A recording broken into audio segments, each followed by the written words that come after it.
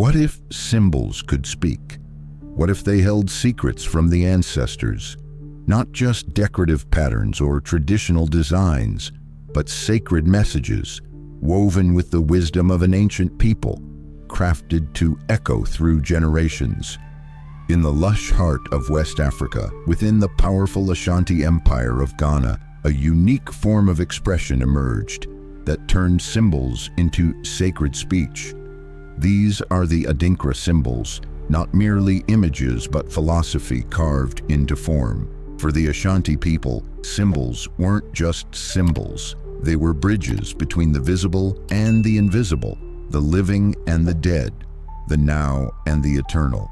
These glyphs were not chosen for their beauty, but for their meaning.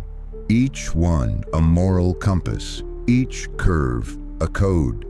Some speak of bravery, others whisper humility. Some remind us of communal responsibility, while others urge us to surrender to a higher power. The Adinkra tradition was not about ornamentation, it was about preservation. To wear an Adinkra symbol was to carry the voice of the ancestors on your skin. These emblems were printed on funerary cloths to honor the dead, stamped in ink made from tree bark, as if nature itself gave its blessing to the message being passed on. They were the script of the soul. But where did these symbols truly come from? Oral traditions point to a powerful story. A fallen king from the Gaiman kingdom wore cloth bearing mystical designs which were seized after his defeat and transformed by the Ashanti into something greater. A visual lexicon of their own values and cosmic truths. What began as conquest turned into cultural alchemy. With time, the Ashanti enriched the borrowed patterns with their own spiritual depth, turning them into teachings. Today, Adinkra symbols live on in fashion, architecture, tattoos, state emblems, and more. Yet too often they are worn without comprehension, their ancient meanings lost in aesthetic trend. These are not just cool designs, they are philosophies. They are ancestral memory. They are visual proverbs meant to provoke thought and guide behavior. So what do they really say? What deeper stories lie beneath these lines? And why did the Ashanti pour so much wisdom into these sacred shapes? Let's uncover the mysteries they left behind. To trace the roots of Adinkra symbols, we must journey back to a time before borders, before colonizers redrew the map of Africa, and before modern nations emerged. We arrive at the ancient Ashanti kingdom, a realm that flourished in what is now central Ghana. Known for their fierce resistance, complex social systems, and deep spirituality, the Ashanti were more than warriors. They were philosophers, artists, and storytellers. And in the midst of their cultural sophistication, Adinkra was born, not as art for art's sake, but as a sacred visual code. The word Adinkra itself is believed to originate from the name of a defeated king, Nana Kofi Adinkra of the Gaiman people. As the story goes, after he was conquered by the Ashanti in the early 19th century, his elaborately patterned cloth was seized and brought back to Kumasi, the Ashanti capital. But the Ashanti didn't just adopt the patterns. They infused them with their own cosmology, their own ethics, their own understanding of life and death. From the remnants of conquest, they created a symbolic system that would outlive the king himself. Originally, these symbols were used in funerary contexts. They were printed onto the garments worn at memorial services, allowing the living to speak through symbols on behalf of the deceased. A cloth wasn't just a cloth. It was a message, a name, a lesson, a final word. To wrap someone in Adinkra was to send them off with honor, inscribed with their virtues, their legacy, and their final thoughts for the world they left behind. But as time passed, Adinkra evolved. What began as a language of mourning transformed into a language of life. Symbols once reserved for the dead found new meaning among the living. Chiefs and elders began wearing them during ceremonies. Storytellers invoked them to convey moral lessons. Artisans carved them into wood and metal, embedding them into the very infrastructure of society. In the Ashanti worldview, there was no distinction between the sacred and the mundane. Everything was connected, and Adinkra became a visual reminder of that sacred continuity. Even the ink used to print these symbols, made from the bark of the Badi tree, was steeped in ritual. The process of creating Adinkra cloth was deliberate and spiritual, from the sourcing of materials to the final stamp. It was an act of reverence, a collaboration between nature, human hands, and ancestral memory. Through Adinkra, the Ashanti didn't just mark time, they marked meaning. To understand Adinkra is to enter a world where the spiritual and physical realms are in constant dialogue.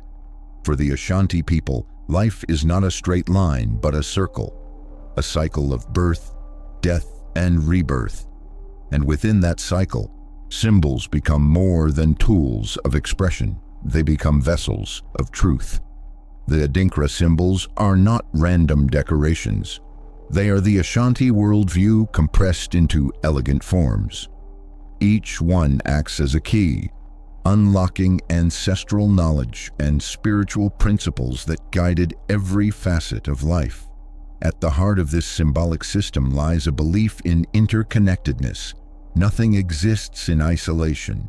Every action has consequences. Every life is tied to another, and every individual is accountable not only to the living but also to the dead. The Ashanti didn't see themselves as separate from the divine. They saw themselves as extensions of it.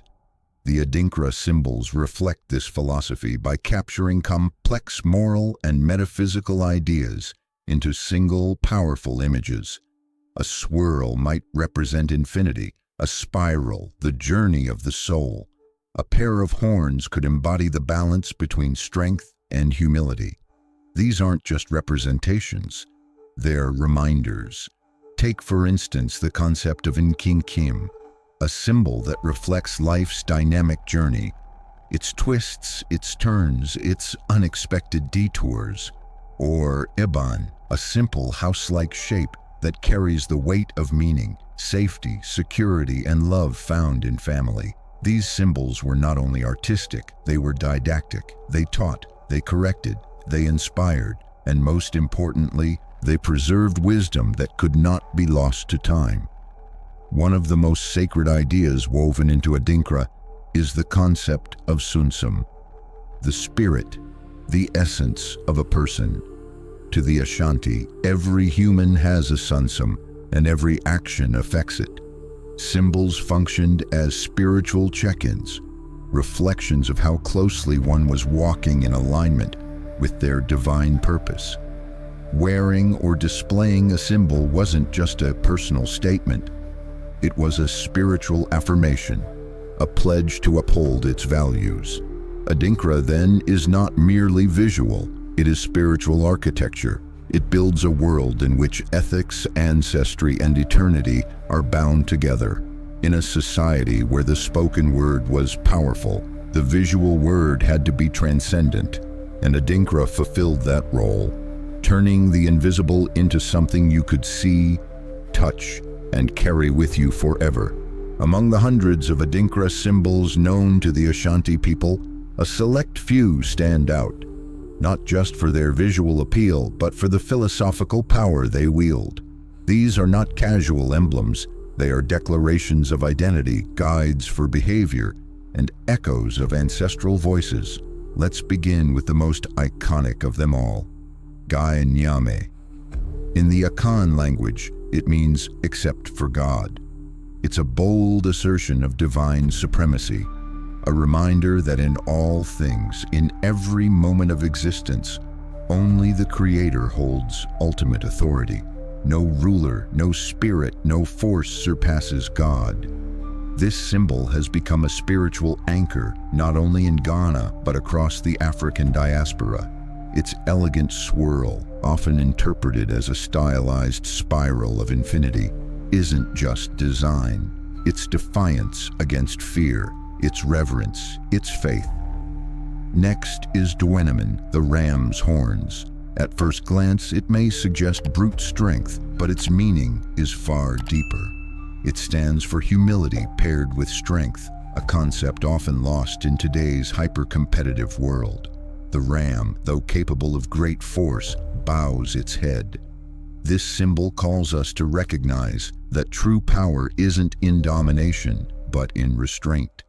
That the greatest leaders are often the quietest ones, guided not by ego but by wisdom. It teaches the value of moral courage, of inner strength that doesn't need applause to stand tall. Then there's Eban, which resembles the shape of a home, its meaning safety, security, and protection. In Ashanti culture, the home is not merely a physical space, it's sacred. It's where love begins, where community forms, where ancestors are honored. To wear or display Eban is to call for peace in one's household and stability in one's life. It's a plea to the spiritual realm for shelter not just of body, but of soul. Eban leads us to Eban Nkoso, a lesser-known but deeply relevant variation that pairs the idea of home with progress. It reminds us that while tradition grounds us, growth is essential. The Ashanti never intended for Adinkra to be frozen in time. These symbols were meant to evolve, just like the people they guided. Another powerful symbol is Nkinkim, the twisted path. This one doesn't promise ease or predictability. Instead, it reminds us that life is in constant motion. Plans change, challenges arise, but each turn holds purpose. It reflects the resilience of a people who've navigated colonization, migration, and modern pressures, yet continue to thrive. Wearing Nkinkim is an act of acceptance that progress is rarely linear but always meaningful. Finally, we meet Eban Pa, the good home. It's not about wealth or grandeur, it's about character. A household filled with kindness, with balance, with legacy. The Ashanti believed a good home wasn't just built, it was cultivated. Through relationships, through rituals, through respect. This symbol speaks less about walls and more about what happens within them. Each of these symbols isn't just a shape, it's a mirror. They invite reflection, they challenge assumptions, and they ground the Ashanti in a worldview that reveres balance, reveres the unseen, and reveres the power of living intentionally. Through them, the ancestors still speak. Through them, a society remains connected to its soul. Adinkra may have been born in the heart of the Ashanti kingdom centuries ago, but its spirit is anything but distant. Today, these symbols are everywhere, stitched into fabrics that walk runways in Paris, inked into the skin of artists and athletes, woven into logos and etched into architecture from Accra to Atlanta. But amidst this global visibility lies a quiet concern. In the rush to adopt Adinkra's aesthetic, are we forgetting its essence? To truly honor these symbols, we must move beyond surface admiration and into understanding. Adinkra is not just a design trend. It is a code of conduct, a value system, a spiritual lens. When someone wears Gaya Nyame today, they're not just making a statement of style. They are echoing a theological claim that all power belongs to the divine. When a school incorporates Dwenemen into its crest, it's not just branding, it's an invocation to lead with humility. These meanings matter because the moment we separate the image from the insight, we lose the wisdom the ancestors intended to pass down. And yet, the enduring presence of Adinkra in today's world is also a testament to its strength. Unlike many cultural expressions that fade into history, Adinkra has evolved. It's adaptable, multilingual, transgenerational. Its messages about perseverance, balance, and moral courage are as relevant today as they were in ancient Kumasi. In a world fractured by disconnection, these symbols invite reflection and reconnection. They offer a roadmap for navigating not only who we are, but who we strive to be. Educators now use Adinkra to teach values in classrooms. Therapists use them in healing practices. Designers use them to root modern creations in ancestral meaning. In the diaspora, many are reclaiming Adinkra as part of a broader reconnection with lost heritage, turning to the symbols not just for guidance, but for grounding. Each one becomes a touchstone, a reminder of origin, purpose, and potential. So now the question comes to you: what symbol would guide your life? Which principle, humility, strength, wisdom, divine trust, speaks to your own path? Because these symbols weren't meant to remain in museums or on fabric alone. They were meant to live, to breathe, to guide, and maybe, just maybe, to help us remember who we truly are. If this journey sparked something in you, to curiosity, pride, a thirst for more, don't let it stop here. Subscribe, like the video, and share it with someone who needs to hear these messages. Let the ancestors speak, and let us all learn to listen.